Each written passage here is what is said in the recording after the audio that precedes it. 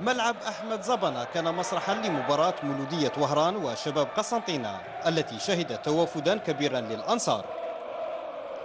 الفريقان دخل مباشرة في اللقاء وحاول كل جانب ربح معركة الوسط ومباغتة الخصم منذ البداية.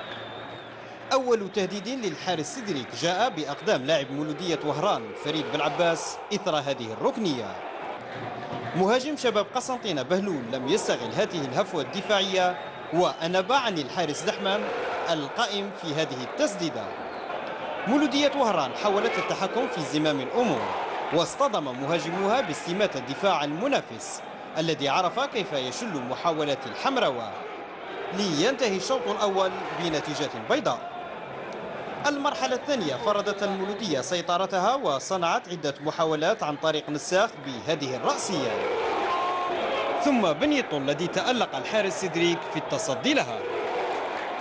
مهاجم شباب قسنطينة بولمدايس لم يستغل هذا الخطأ الدفاعي الذي استدركه الحارس دحمان وأنقذ مرماه من هدف محقق. دخول المهاجم ياسين بزاز أنعش القاطرة الأمامية للسنافير، ولكن جل المحاولات لم تأتي بالجديد لتنتهي المباراة بنتيجة التعادل السلبي.